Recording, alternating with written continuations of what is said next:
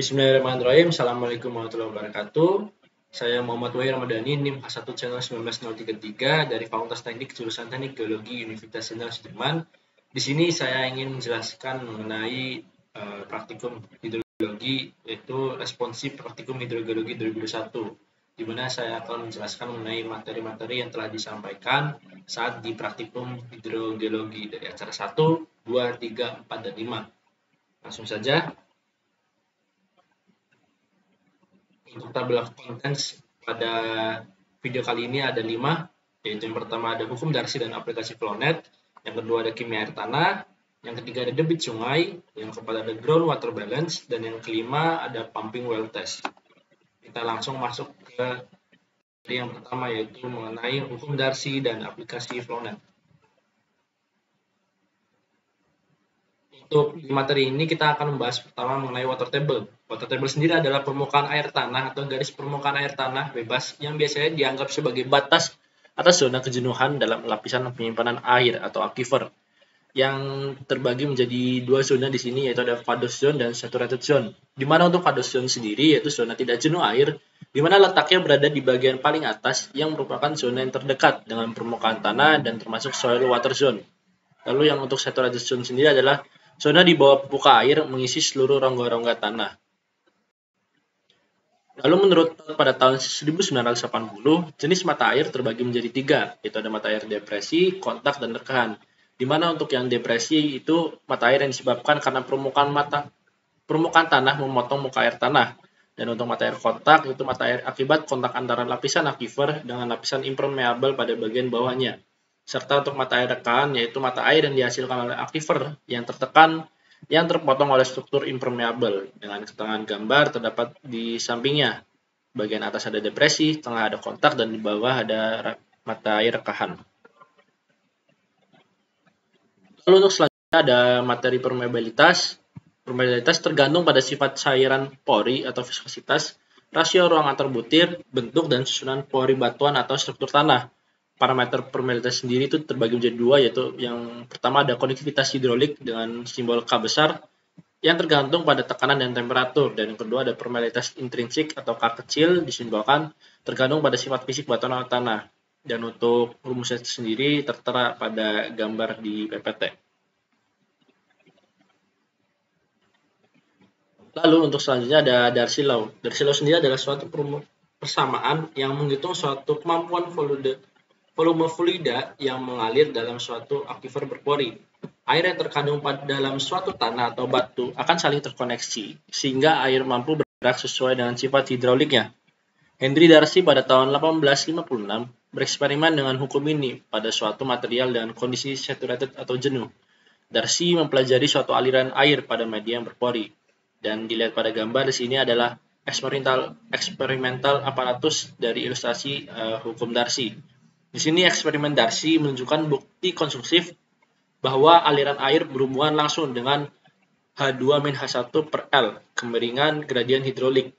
Hukum Darcy ini menunjukkan bahwa V berbanding lurus dengan H1-H2 soal delta L dipertahankan konstan dan berbanding terbalik dengan delta L saat H1-H2 dipertahankan konstan. Lalu kita selanjutnya lanjut ke materi hydraulic head. Di sini dapat dilihat terdapat gambar 4 ilustrasi dengan gambar yang berbeda-beda. Di sini saya akan mencoba menjelaskan mengenai gambar tersebut. Untuk yang di bagian kiri atas atau yang gambar A, itu pada gambar tersebut air mengalir dari elevasi yang Z1 menuju ke Z2 karena nilai Z2 lebih besar daripada Z1, atau dapat dikatakan fluida pada gambar tersebut mengalir dari arah barat daya ke timur laut. Fluida yang di gambar A akan bergerak pada H tinggi ke H yang lebih rendah. Dan untuk yang gambar B, kebalikannya dari yang gambar A, pada gambar tersebut fluida mengalir dari bawah dari arah barat laut ke arah tenggara. Fluida pada titik tersebut itu memiliki pressure head yang lebih besar daripada titik yang satunya.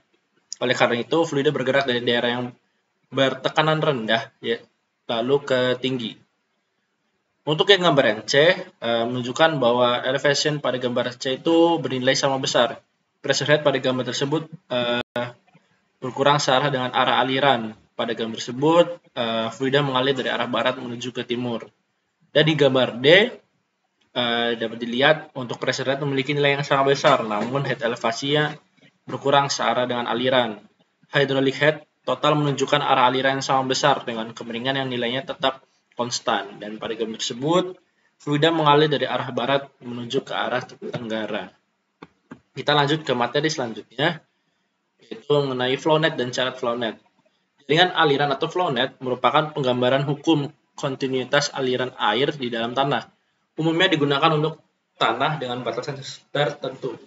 Syarat flownet sendiri itu ada beberapa, yaitu yang pertama ada the aquifer is homogeneous, yang kedua ada aquifer is fully saturated, yang ketiga ada the aquifer is isotropic, yang keempat ada there is no change in the potential field with time, yang kelima the soil and water are incompressible, yang keenam flow is laminar and Darcy law is valid, yang tujuh all boundary conditions are known, yang 8 jika aquifer merupakan isotropic maka garis flow line akan memotong garis ekuipotensial dengan sudut siku atau 90 derajat.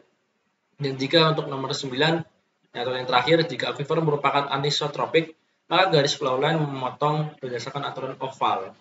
Di sini bisa melihat itu ada gambar contoh flownet ya. Lanjut. Di sini mencoba menjelaskan mengenai tahap-tahap pembuatan flownet ya. Di sini dengan persegi ABCD rasio 1:2, dan untuk AB dan CD boundary condition with no flow. Dan untuk AB sendiri dibagi 3, bagian atas dan tengah no flow dan bagian constant head itu 7. Dan untuk BC dibagi 3, bagian atas dan bawah no flow dan bagian tengah constant head 5. Dan jika diilustrasikan maka hasilnya akan seperti digambar. Seperti itu. Lalu dilanjut untuk bagian kedua atau materi yang saya akan sampaikan, yaitu mengenai kimia air tanah.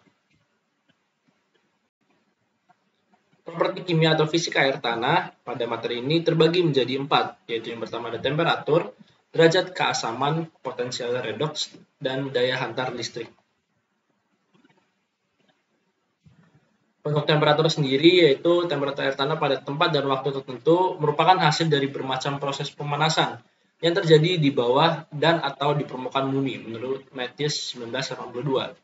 Dari perbandingan antara temperatur air pada tubuh air dan temperatur rata-rata udara lokal saat pengukuran akan diketahui adanya zonasi hipertermal, mesotermal, dan hipotermal.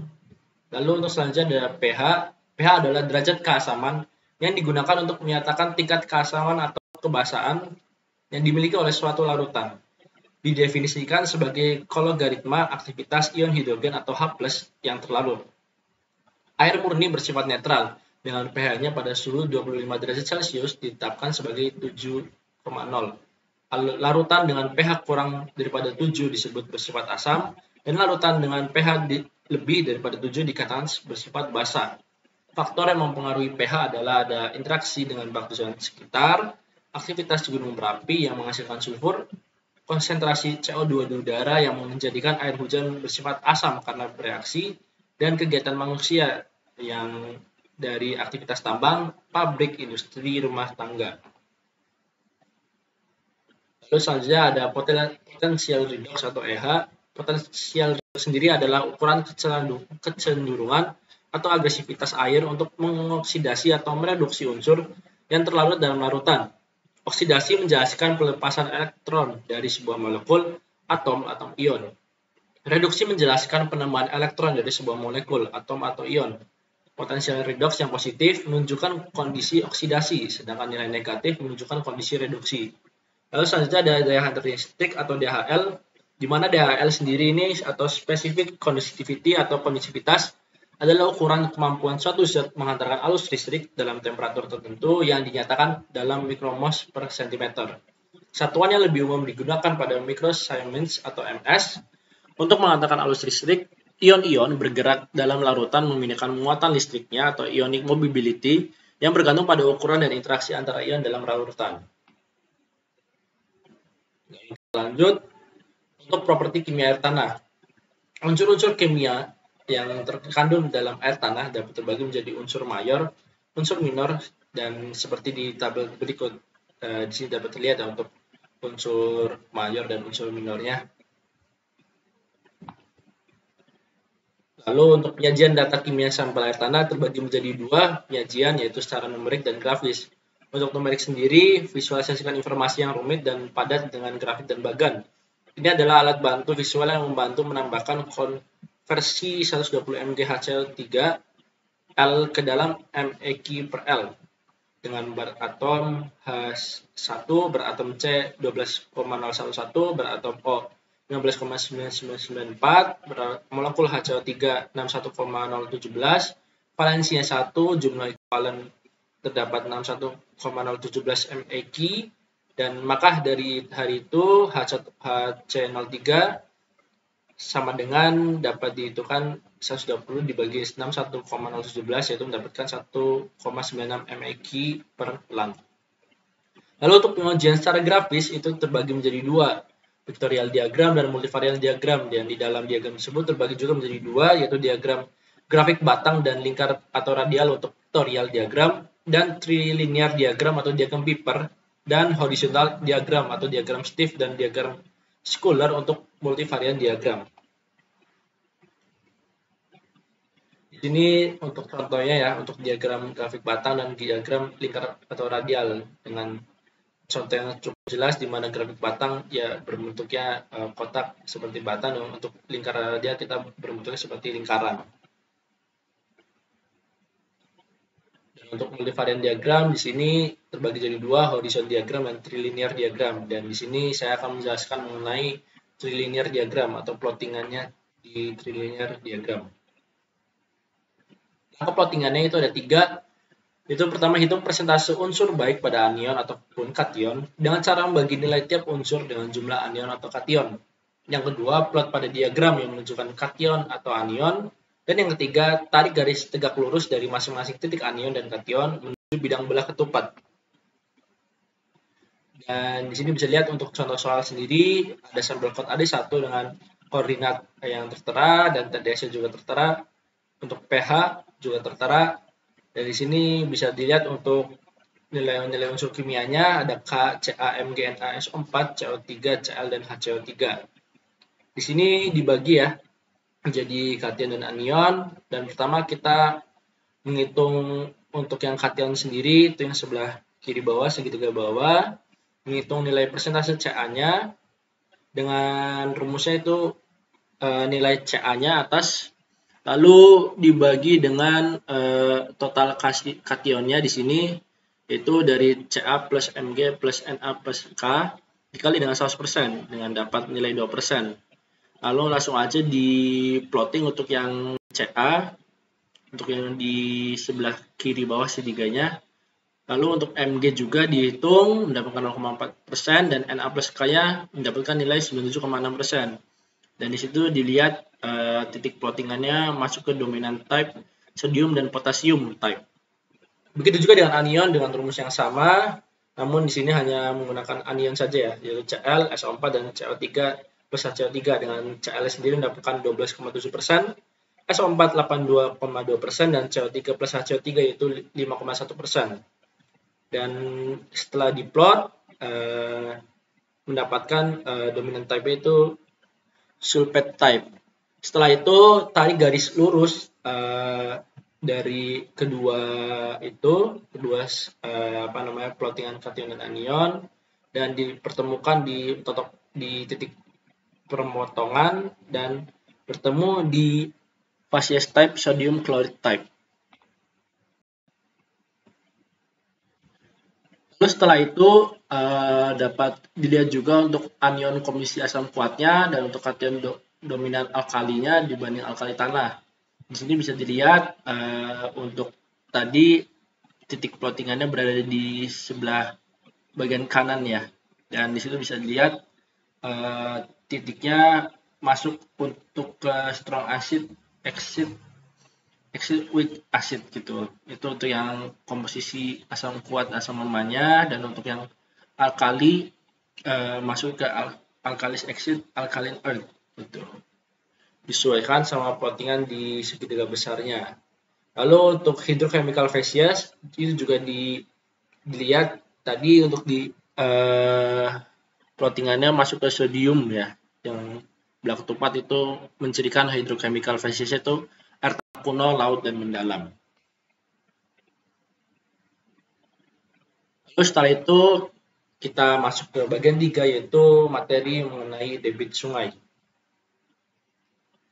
Siklus hidrologi sendiri itu untuk di materi 3 urutannya seperti yang kita pernah pelajari sebelumnya, itu ada evaporasi, lalu ada kumpulan jadi awan gitu, lalu awan bergerak dari arah laut menuju ke daerah yang lebih tinggi, lalu muncul presipitasi, air hujan turun, dan dari evaporasi sebelumnya tadi ada evapotranspirasi juga dari tumbuhan, lalu air juga turun dari tempat tinggi ke rendah, ada yang juga yang menyerap ke dalam tanah gitu atau infiltrasi. Dan untuk selanjutnya ada materi mengenai debit sungai. Debit adalah jumlah air yang melewati sungai dalam suatu periode waktu tertentu dan dinyatakan dalam satuan meter kubik per detik atau liter per detik. Debit air sungai merupakan tinggi permukaan air sungai yang terukur oleh alat ukur permukaan air sungai menurut Mulyana 2007. Debit adalah suatu koefisien yang menyatakan banyaknya air yang mengalir dari suatu sumber persatuan waktu, biasanya diukur dalam satuan liter per detik. Untuk memenuhi kebutuhan air pengairan, debit air harus lebih cukup untuk disalurkan ke saluran yang telah disiapkan, menurut Dumiari tahun 1992. Untuk debit aliran sendiri, yaitu adalah jumlah air yang mengalir dalam suatu volume per waktu. Debit adalah suatu besar air yang keluar dari das atau daerah aliran sungai. Satuan debit yang digunakan adalah meter kubik per detik atau meter kubik per second. Debit aliran adalah laju aliran air dalam bentuk volume air yang melewati suatu penampang melintang sungai persatuan waktu menurut ASDAQ 2010. Debit air sungai adalah tinggi permukaan air sungai yang terukur oleh alat ukur permukaan air sungai. Lanjut, untuk metode-metode pengukuran debit sungai, untuk pengukuran luas penampang sendiri ada metode min section dan mid section. Untuk bisa dilihat gambar untuk min section itu di min seperti kata-katanya rata-rata ya, dan mid itu berada di bagian tengah gitu. Dengan rumusnya tertera. Lalu untuk pengukuran kecepatan aliran atau floating mode, pengukuran kecepatan aliran yaitu pertama ada floating method, di mana prinsip dari metode ini adalah kecepatan aliran ditetapkan berdasarkan kecepatan pelampung, luas penampang ditetapkan berdasarkan pengukuran. Pengukuran kecepatan aliran dengan menggunakan pelampung dapat dilakukan apabila dikehendaki besaran kecepatan aliran dengan tingkat ketelitian yang relatif rendah. Cara pengukurannya adalah dengan mencari besaran waktu yang diperlukan untuk bergeraknya pelampung pada sepanjang jarak tertentu. Selanjutnya, kecepatan rata-rata harus didekati dengan nilai panjang jarak tersebut dibagi waktu tempuhnya, dan dapat dihitung juga dengan rumus yang tertera. Untuk kecepatan pengukuran kecepatan aliran juga dapat dilihat dari current method atau alatnya untuk mengukur kecepatan aliran, dan terbagi menjadi dua tipe current method, yaitu tipe baling-baling atau propeller type dan tipe canting atau cup type. Kecepatan diukur dengan current method. Dan untuk selanjutnya ada slope area method, di mana metode ini adalah salah satu perhitungan debit sungai dengan cara menghitung aliran yang telah terjadi berdasarkan tanda bekas banjir atau flood mark, geometri sungai, dan parameter fisik aliran sungai. Perhitungan dilakukan berdasarkan pada rumus pengaliran dengan menggunakan rumus Manning atau Cauchy dengan prosedur sebagai berikut. Yang pertama ada dari harga A, R, dan N yang diketahui, hitung faktor penghantar KU dan KD-nya. Yang kedua ada hitung harga K rata-rata. Yang ketiga ada diambil asumsi bahwa tinggi kecepatan dapat diabaikan. Kemiringan garis energi sama dengan selisih tinggi muka air di hulu dan di hilir F dibagi sepanjang saluran. Yang keempat, dengan asumsi tersebut hitung perkiraan pertama debit aliran. Dan yang kelima, ambil asumsi bahwa debit aliran sama dengan perkiraan pertama Q dan hitung harga. Di sini dapat dilihat untuk gambaran slope area method dan beserta rumusnya. Lalu selanjutnya ada velocity mode, atau velocity metode yang pada prinsipnya adalah pengukuran luas penampang basah dan kecepatan aliran. Penampang basah atau A diperoleh dengan pengukuran lebar permukaan air dan pengukuran kedalaman dengan tongkat pengukur atau kabel pengukur. Distribusi kecepatan aliran di dalam alur tidak sama horizontal arahnya maupun arah vertikalnya. Lalu kecepatan aliran pada tepi alur tidak sama dengan tengah alur dan kecepatan aliran dekat dengan permukaan air tidak sama dengan kecepatan pada dasar alur. Pada prinsipnya adalah pengukuran luas penampang basah dan kecepatan aliran. Kecepatan merupakan jarak yang ditempuh dalam satuan waktu. Penampang basah atau A diperoleh dengan pengukuran lebar permukaan air dan pengukuran kedalaman dengan tongkat pengukur atau kabel pengukur di mid-section method atau mean section method.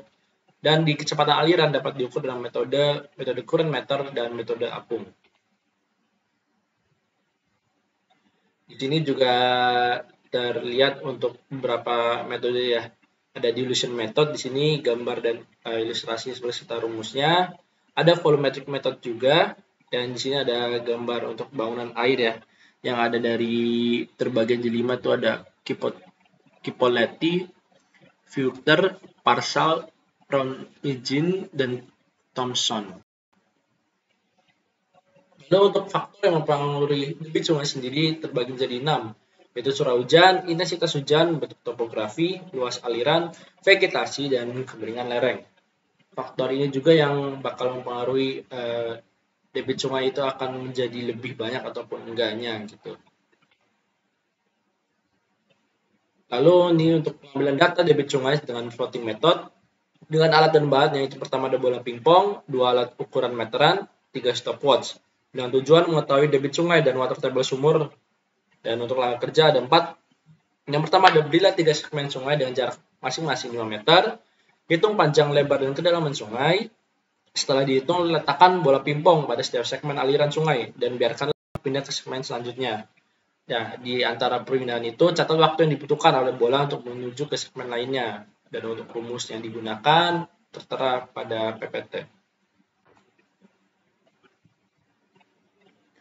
Ini juga ada contoh soal di mana ada data untuk segmen kesatunya, ada data S, data T, deep, dan jarak juga. Di mana di sini mencari nilai V ya dan mencari nilai AN-nya. Dan di sini didapatkan juga untuk nilai Q-nya yaitu dengan rumus V kali A. Dan untuk hasilnya juga tertera dan beserta rumus-rumusnya. Untuk mengisi tabel yang kosong di dalam soal ini. Di sini ada hubungan mat sumur dengan sungai yang terbagi menjadi 2, ada influent dan effluent ya. Kalau di influent sendiri dapat terlihat ini pengertiannya influent stream lose water when the stream surface is above the water table.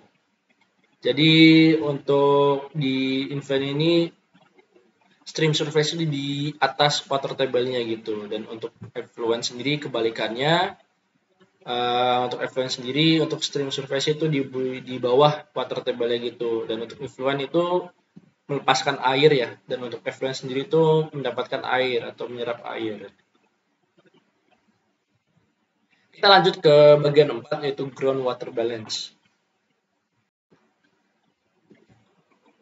Ini terjelaskan untuk siklus hidrogeologi, di mana konsep dasar dari perhitungan water balance adalah siklus hidrologi, di mana air hujan yang jatuh mengisi daerah tangkapan sebagian akan menguap akibat evapotranspirasi, sebagian lagi akan menjadi surface direct runoff dan masuk ke dalam tanah sebagai infiltrasi. Kondisi tanah yang jenuh air akan menyebabkan terjadinya perkolasi dan air keluar sebagai base flow. Lalu di sini ada pengertian water balance, merupakan bagian dari ilmu hidrologi yang menggambarkan hubungan antara inflow atau aliran masuk dengan outflow atau aliran keluar pada suatu wilayah tertentu. Untuk perhitungan dan analisis evapotranspirasi sendiri, untuk evapotranspirasi pengertiannya adalah gabungan air yang hilang dari proses evaporasi dan transpirasi menurut Raheka dan Shine 2009. Perhitungannya menggunakan metode Penman dan data yang disiapkan itu ada 4, presipitasi dalam satuan mm dan jumlah hari, hujan dalam satuan hari, dan untuk kedua ada temperatur, ketiga rata-rata penyinaran matahari bulanan, dan keempat ada kecepatan angin rata-rata bulanan dalam mm per day atau meter per second. Data yang digunakan untuk menghitung besarnya efek aspirasi potensial dengan metode Penman adalah temperatur, kelembapan relatif udara, lama penyinaran matahari dalam persen, dan kecepatan angin. Dengan rumus yang tertera dan keterangannya ada berada di PPT juga. Lalu untuk rumus perhitungan sendiri ini untuk mencari nilai F1, F2, dan F3 tertera pada PPT. Nah, nannya sendiri untuk nilai ini akan mencarikan nilai rumus yang lain. Terus ini dapat dilihat untuk contoh data perhitungannya dari bulan Januari hingga Desember terdapat 14 parameter. Salah satunya ada curah hujan, temperatur, penyinaran, dan lain-lain. Seperti itu. Dari hasil ini juga akan dicari untuk perhitungannya. Ini untuk perhitungannya, dan di semua juga ini akan dicari untuk water surplusnya, di mana rumusnya adalah P min EA atau presipitasi atau dikurangi dengan E aktual dengan satuan mm per bulan. Dan di sini dilihat untuk surplus sendiri lebih besar daripada 0 dan untuk defisit sendiri lebih kecil daripada 0. Jadi tergantung dari nilai water surplusnya. Dan sekarang sudah memasuki materi terakhir yaitu pumping well test.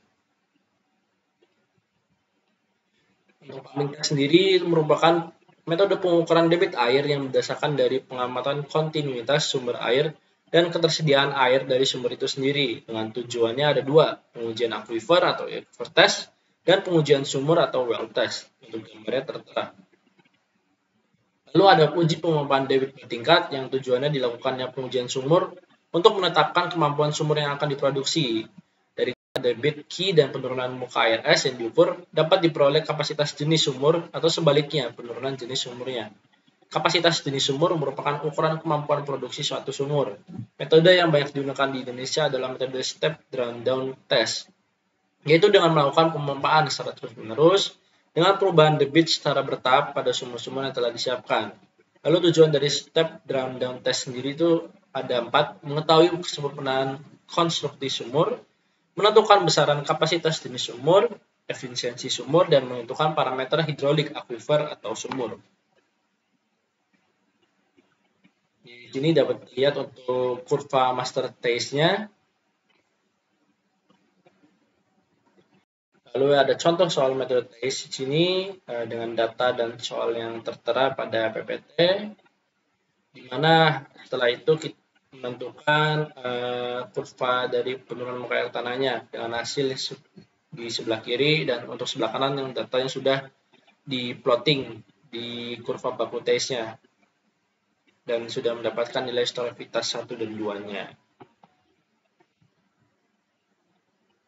Ini untuk perhitungannya sendiri dengan diketahui dan ditanyanya tertera, dan untuk ditanya ada nilai T, transmisivitas, dan S, torrentivitas. Dengan tadi kita mencari titik untuk mencari nilai delta S-nya yang akan dibutuhkan untuk mencari nilai transmisivitas dengan hasilnya 81,69, dan untuk nilai torrentivitas kita masukkan nilai transmisivitasnya juga dan mendapatkan nilai yang tertera di perhitungan metode ini di PPT.